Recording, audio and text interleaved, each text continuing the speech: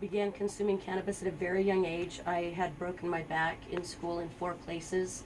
It went undiagnosed for 26 years.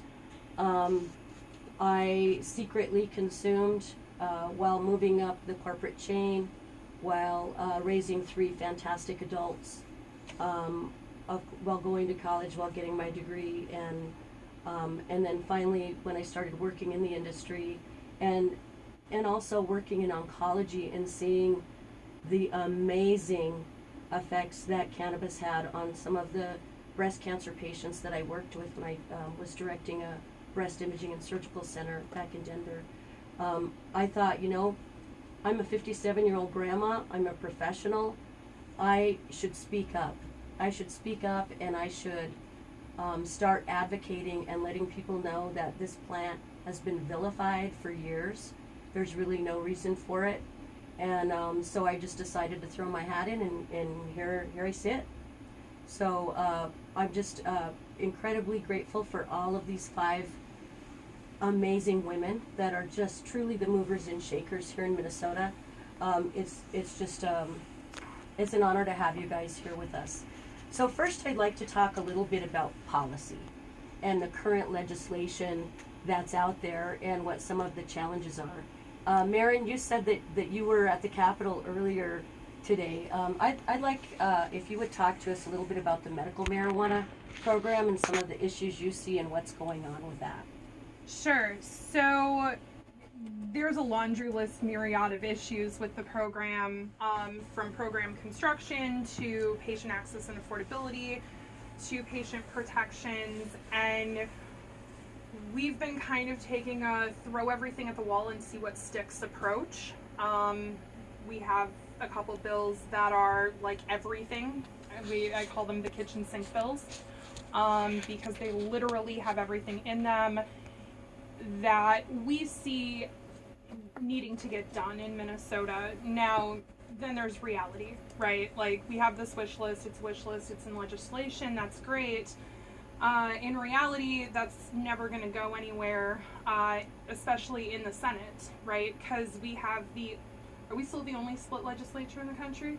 Yeah, we're still the only split legislature in the country. Explain what that means to our listeners. Sure. So the DFL is in the majority in the House, and the Republican Party is in the majority in the Senate. So when a party is in majority, they appoint all the committee chairs. The committee chairs make the decisions on what bills are going to be heard. And so we've found ourselves in situations where, especially on the Senate side, if the leadership of the Republican caucus doesn't like the provision, then it just dies when the bill is introduced and referred to committee. And that happens over and over and over and over and over again on the issue of cannabis, especially because in the Senate, they don't want to talk about it, or at least they don't want to talk about the more liberal issues attached to it, and dealing with a lot of incremental small changes year after year after year has been nothing short of frustrating for us. We'll be running another piece. We've got a smaller piece of legislation that adds raw cannabis to the program, that allows for delivery. We have another bill coming in that adds raw cannabis to the program, and makes some other changes structurally. There's a decriminalization provision in that bill that would decriminalize up to 8 grams of concentrates, and treat it as a petty misdemeanor. So that actually went to drafting today. Awesome. That's great. Sounds like you've been super busy. Thank you for all the work that you're doing. Next, Laura, I attended the lobby day, the Minnes Ready lobby day on February 19th that the Minnesotans for Responsible Marijuana Reform organized. So can you tell me a little bit about what you're doing insofar as advocacy and policy on the recreational side?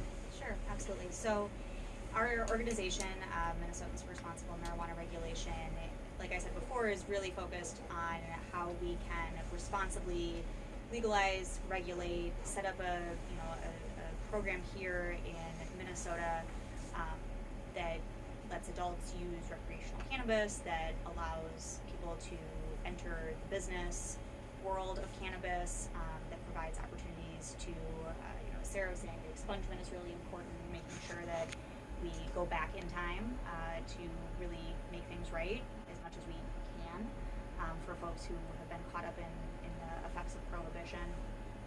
So we've been working on this recreational space, and I would just like to couch that by saying there's been so much collaboration in the cannabis advocacy space. We've worked closely with Marin and her team. We are extremely supportive of the work that they're doing to advance medical changes. They've been extremely helpful to us in sharing information, sharing contacts, working together. There's lots of legalization advocacy that's been going on for a long time in Minnesota, and that grassroots work is what makes all of this possible today. So, I would be remiss to not acknowledge the decades of work that has gone into creating political parties that we're seeing now on the ballots. We have 2 marijuana political parties that have gained status to be listed on ballots going forward.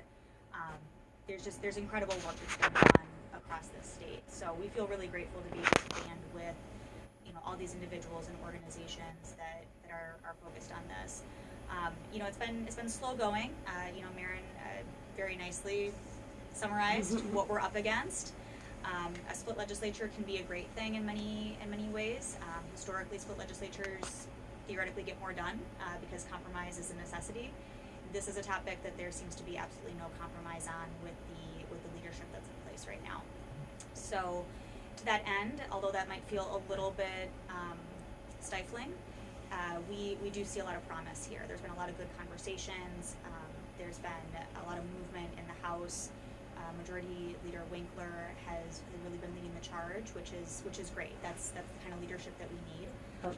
The Be Heard on Cannabis. Yep, the Be Heard on Cannabis series that Ryan Winkler did around the state, and now working to actually get some legislation introduced. Marin and our group and some other groups have been brought to the table on that, which has been nice. There's been a lot of collaboration, a lot of desire to get different voices and perspectives reflected in that bill that's going to come out. So I feel really positive about that. I mean, that's something that we haven't seen before, to really, to maybe get a House vote, a full vote on legalizing recreational cannabis is huge. It is. And we just believe that, tides rise all boats. So, the work that we can do to improve our medical system improves chances for recreational access, et cetera, et cetera. So that's what we're really focused on. We're moving forward. We had that lobby day at the Capitol, which was great. Got a lot of great coverage on the conversations that Minnesotans want to have. Minnesotans are ready to have these conversations. We just saw that Strib poll a couple weeks ago. Over half of Minnesotans are wanting to see this happen. So we feel like there's a lot of opportunity, even if that one structure that we have to work within has some closed doors. Yeah, thank you for that. Yeah, and I totally just am amazed at all the work that you ladies are doing. I've been down to the Capitol a few times myself, meeting with my own legislators as well as some others. So thank you for the work that you're doing. This is Joe Madrid, and actually, when we're gonna break now for a PSA. We're gonna come back and talk a little bit about hemp and talk about labeling and retail. You're listening to Fresh Air Community Radio, 90.3 FM. This is International Women's Day, 24 hours of women's perspective programming.